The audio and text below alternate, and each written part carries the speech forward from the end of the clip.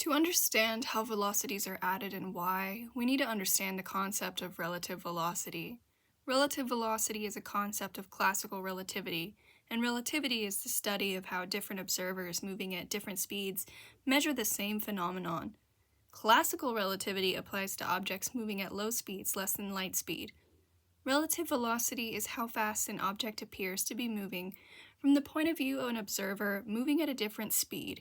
When we describe velocity as relative, we're saying that it changes based on the observer's velocity.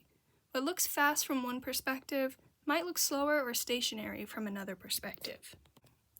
Imagine you're in a boat trying to row straight across a river. You're rowing in one direction, but the river's current pushes you sideways. Instead of going straight, you end up moving at an angle. From your perspective in the boat, you're moving at a constant speed through the water.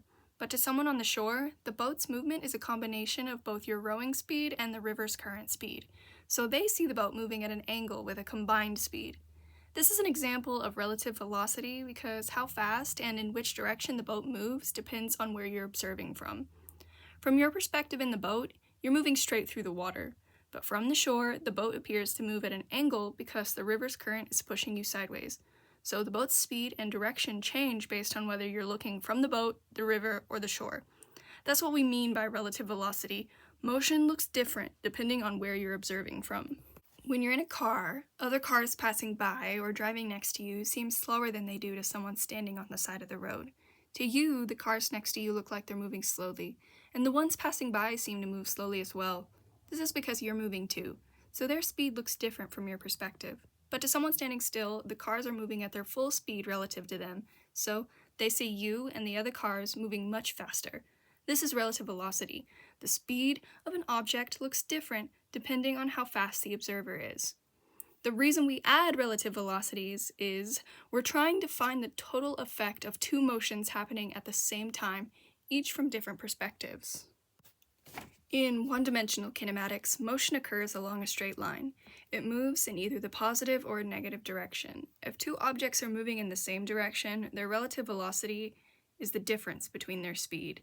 If two objects are moving in the opposite direction, their relative velocity is the sum of their speeds. We can see this in this example where I've illustrated car A and car B, both traveling in the same direction, one at 60 miles per hour and one at 70 miles per hour.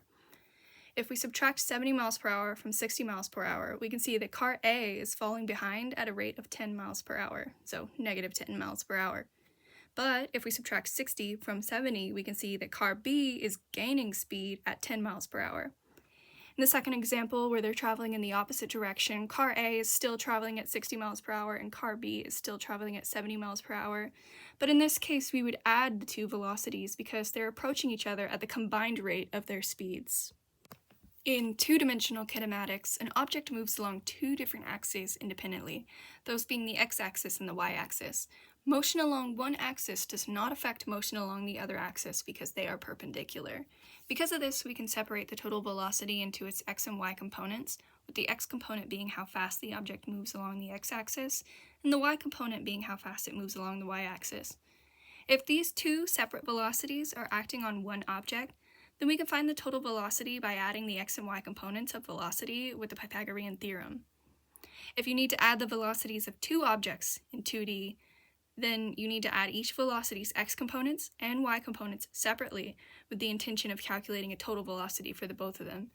So this paper is an example of two separate velocity components acting on one object. So the plane is traveling at a set velocity, being the Vy component, and the wind is traveling at another set velocity at the Vx component. And as we can see, the total velocity of each of these individual components added is going to be 200 meters per second with a direction of 60 degrees northeast. So the way that we would find the x component and the y component, in this case, since the angle is measured from the x-axis, we'll have velocity cosine times the angle to find the x component, and then to find the y component, it would be velocity sine of the angle. So we can find that Vx, our x component, is 100 meters per second, and the Vy component is 173.21 meters per second. Now this works backwards as well. Say that we only had the x component and the y component, and we didn't know the total component or the angle of travel. What we could do here is work backwards with the Pythagorean theorem, we can take Vx squared plus Vy squared, the square root of that, which is the Pythagorean theorem, 100 squared plus 173.21 squared, the square root of that is 200 meters per second. That's going to be our total velocity. Now for the angle of travel, I just wanted to display both of these because it can work both ways. So if we want to measure the angle of travel from the x-axis, we can take the inverse tangent of Vy over Vx to equal 60 degrees northeast because it's north of the east axis.